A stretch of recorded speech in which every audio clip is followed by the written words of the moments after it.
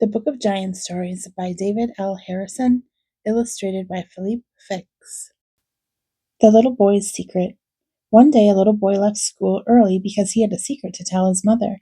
He was in a hurry to get home, so he took a shortcut through some woods where 3 terrible giants lived. He hadn't gone far before he met one of them standing in the path.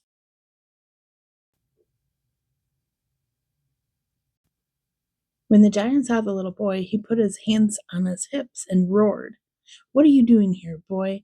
Don't you know whose woods these are?" "I'm on my way home," answered the little boy. "I have a secret to tell my mother." That made the giant furious. "Secret?" he bellowed. "What secret?" "I can't tell you," said the little boy, "or it wouldn't be a secret any more." "Then I'm taking you to our castle," said the giant. Stooping down, he picked up the little boy and plopped him into his shirt pocket. Before long, the first giant met a second giant who was twice as big, 3 times as ugly, and 4 times as mean. "What's that in your pocket?" he asked the first giant. "A boy," he answered. "Says he has a secret, and he won't tell us." When the second giant heard that, he laughed a wicked laugh. "Won't tell us, hey?" he chuckled. "Well, we'll just see about that. To the castle with him." The giants thumped on down the path. In a short time they came to a huge stone castle beside a muddy river. At the door they met the third giant, who was 5 times bigger, 6 times uglier, and 7 times meaner than the second giant. "What's that in your pocket?" he asked the first giant. "A boy," he answered.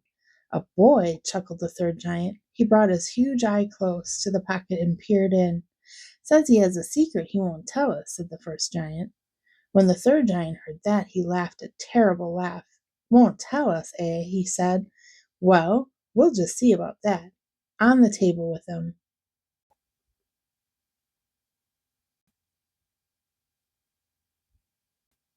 The first giant took the little boy from his pocket and set him on the kitchen table. Then all 3 clustered around and peered down at him.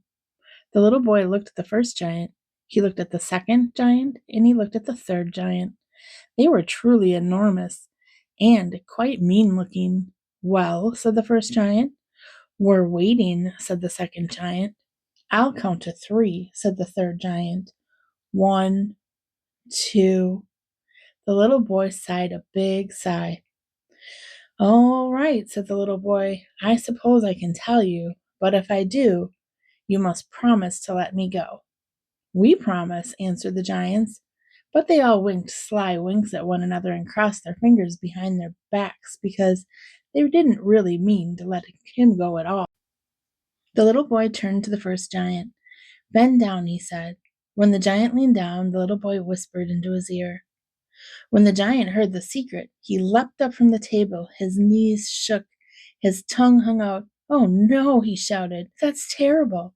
And he dashed from the castle, ran deep into the forest, and climbed to the top of a tall tree. He didn't come down for 3 days. The second giant scowled at the little boy. "What's wrong with him?" he asked.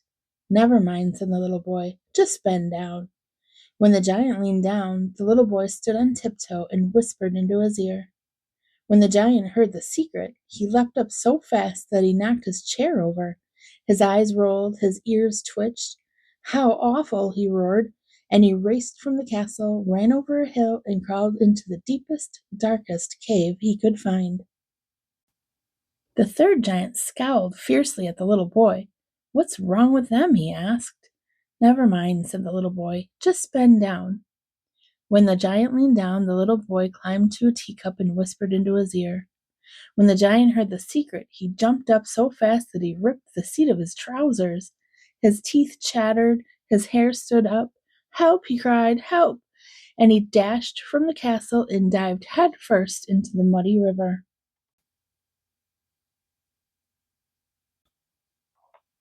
The castle door had been left open, and since the giants had promised the little boy that he could go, he walked on home. He told his mother his secret, but she didn't yell and run away. She put him to bed and fed him some supper. The next morning, when the little boy woke up, he was covered from head to toe with bright red spots. "Now I can tell everybody what my secret was," he said with a smile. "My secret was, I'm getting the measles." The end.